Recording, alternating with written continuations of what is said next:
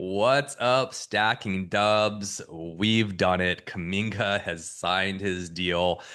5 months later, I can't believe it's happened. 2-year deal, $48.5 million reported, but it's actually $46.5 million because there's a trade kicker, is what we found out. If they trade him before the deadline, it's a 15% trade kicker. So that's like 1.3 mil.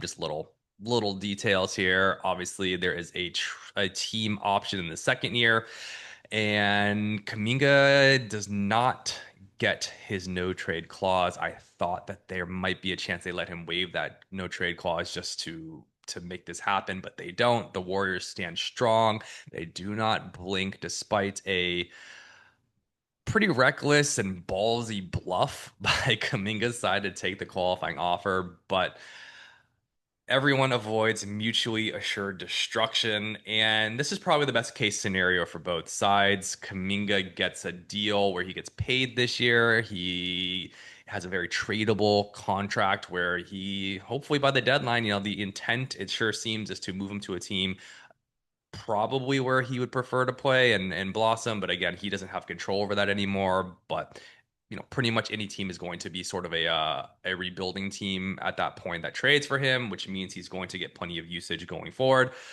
Warriors, obviously, they get to see this Kuminga thing through for a few more months, see what you really have. They get to get some value back for Kuminga instead of losing him for nothing. They keep his matching salary on the books. They have the team option on the backside. Worst case scenario, he's a tradable contract as expiring salary for the second year, which I believe is like $25 million worth. Again, both sides very much appreciate a tradable contract, and I think this was probably the best contract to accomplish that going forward. And it just buys you a little bit more time. I think everybody's happy enough. From Warriors Media Day, it sounds like all the players will welcome him back with open arms, assuming he's willing to put in the work, willing to do all the nitty gritty screen setting, rebounding, all that fun stuff, play off ball defense. And hey, when you're 22 years old and you can embrace doing all the hard work and things, that's going to set you up for success and lay the foundation to become a superstar later. We already know he can score. We know he's a great athlete. We know he has potential to be a great point of attack defender. Can you round out that rest of the game? Can you knock down some open shots? Can you space the floor?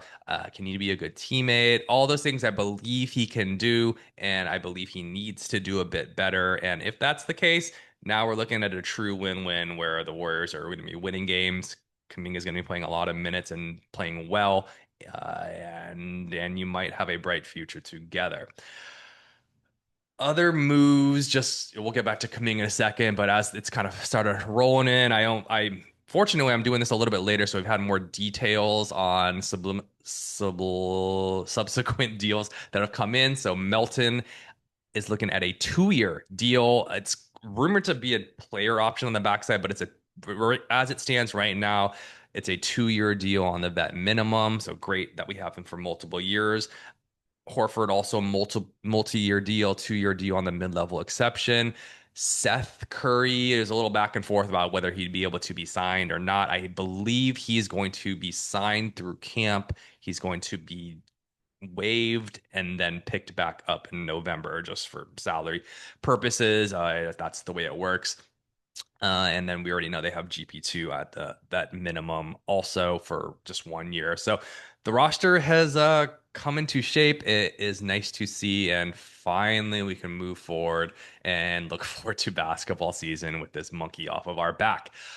All right, back to just kind of the deal here. So yeah, I mean, first off, tip of the hat to the Warriors for standing strong. They didn't blink, and as it got to the 11th and 12th hour, I was feeling the heat. I thought that, man, this could head towards a qualifying offer. As crazy as it would be for Kuminga to do that, I think the Warriors trusted that Kuminga and Aaron Turner weren't quite that crazy to leave all that money on the table, and that they were in fact bluffing, which it seemed, now looking back at it, pretty obvious that they were, and they were just using all the leverage they had.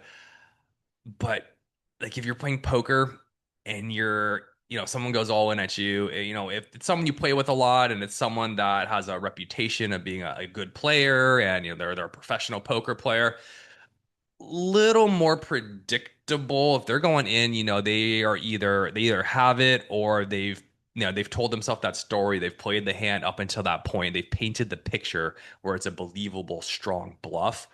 It's much harder to tell when you're playing against some young hotshot, wild drunk poker player who's just been throwing his money all over the place. We'll call it like an amateur used car salesman type guy, just talking a big game and he just throws it all in and doesn't really make sense. He doesn't have any leverage in the hand. It's much harder to tell if they're actually bluffing or hey, they might just be that crazy and take the qualifying offer.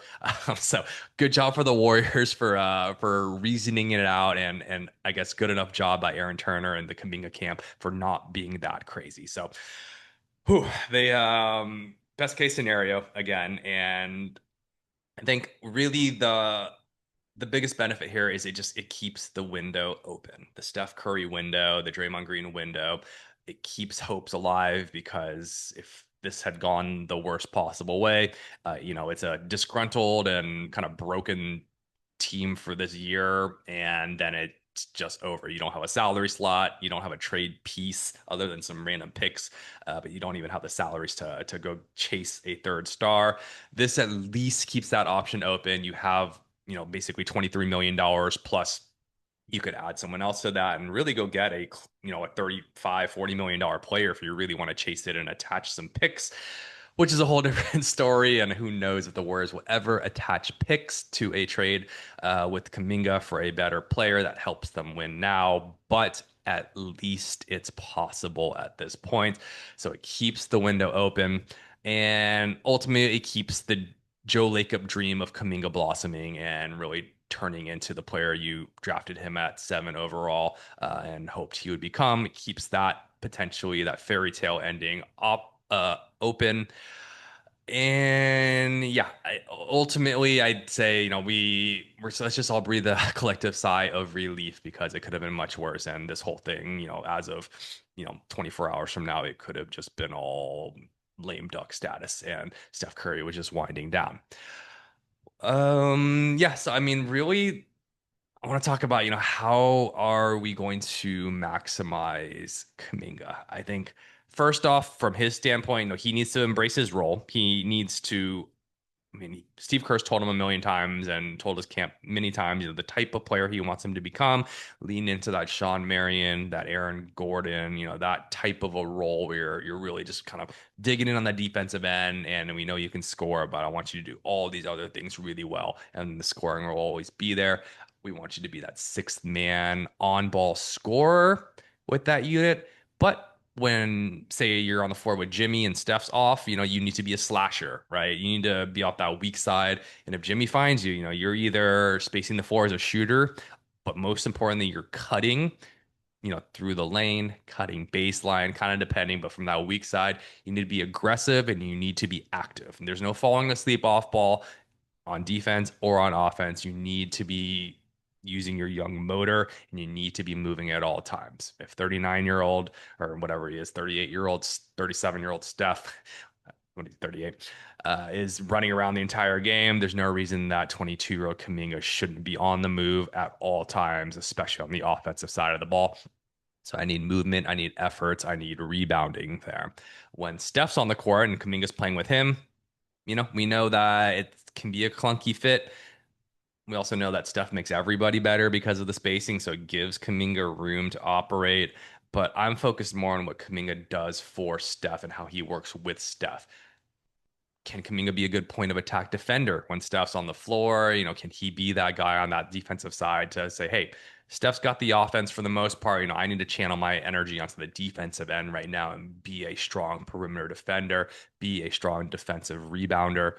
On the offensive side of the ball, he needs to look to set screens. If Steph Curry's running baseline coming up, you need to set that pin down screen. If Steph's kind of cutting to the weak side and you're at the top of the key, Kuminga, ball swung to you, does the ball stop with you, or do you understand that Steph Curry's setting up for a shot and you keep that ball moving? It's understanding when to attack weak side, when to be a baseline dunker spot. There's just so many nuances to essentially what is a 5-out offense with Steve Kerr. Newsflash, the offense isn't changing. Split cuts will still occur. You need to be able to not only cut out of that, but you need to be able to pass out of the split cuts. It's all things you know. It's all things we've worked on. It's all things that you're young, and the more minutes you play and the more repetitions you get, we need to see the development here. And I believe in Kuminga, and I'm gonna be fully behind him for these next few months, and hope that we see improvement outside of just your points and your scoring and your box score. On the other side, maybe even more importantly, is Steve Kerr and the Warriors need to commit to that role for Kuminga. And I mean, you're committing to basically him either being your sixth man or your seventh man. You need to give him a consistent role in terms of when he enters the game, the minutes he's playing. If you can't have him playing these just kind of like, hey, you're gonna just go in for 5 minutes here, and then we'll kind of see, oh, let's put you in for 3 minutes here. You may or may not play in the fourth quarter there. It needs to be consistent, and it needs to be enough minutes. He needs to be logging at least 27, 28 minutes a game, whether that's 4 shifts, 5 shifts, whatever it needs to be. You have to find a way for him to get the minutes because he's going to, the more he plays, the better he gets and the better the team gets. I don't care if it's a clunky fit in the beginning. I don't care if the spacing's messed up. I don't care if he misses a couple screens for Steph. It takes a while for all the Warriors to learn to play with Steph, including the new players. There will be mistakes. You have to have a longer leash for Kuminga. I understand why it drives a coach crazy. I always try to look at the game through a coach's lens and, basically magnify all the mental mistakes. And I can understand why certain mental mistakes, especially when they're repeated over and over, drive Steve Kerr crazy. But you need to let go and you have to give him a long enough leash to develop. Otherwise, this is all for naught. Okay, well, I had to get this out, guys. We did a video earlier today, so it was a double day, but hopefully check that one out. Let's talk a little bit about Horford and Melton a bit. Ultimately, we're all switching over to Kuminga for a bit, but now that the roster's intact, we can finally look at what this team's going to do and the noise it's going to make because I think this team, it's going to be very good defensively. I think offensively, it has two engines, right? You have Steph Curry and you have Jimmy Butler who can go create advantages, go get guys shots. The problem was that there just weren't enough shooters to space the floor and make them pay. You have the shooters now. You've added a lot of spacing, you've added a lot of intelligent veterans, you've added a lot of good two-way players. The lineups work. There are a lot of combinations that work, but with that, Steve Kerr, I can't see you galaxy braining everything again. It can't be tinkering with 50 different lineups. I get why you did because there were so many one-way players and you had to just plug, 3 holes at the same time. Now you actually don't have that many holes. You have a few specialists like your GP2s on defense, your Buddy Hield as a shooter, your Seth Curry as a shooter. You have some specialists, but you have all the pieces. You have the two-way players. Find some lineups that work, stick with them, give them a long enough look, find pairings that you like. You got to have Kuminga with Horford a lot of the time. Obviously, you want Steph with Dre. Either just different combinations of 2, 3 players that you're really going to need to see through and give it some time. And just let it marinate, let it cook. It will get better, even if at first it seems like it's a little clunky.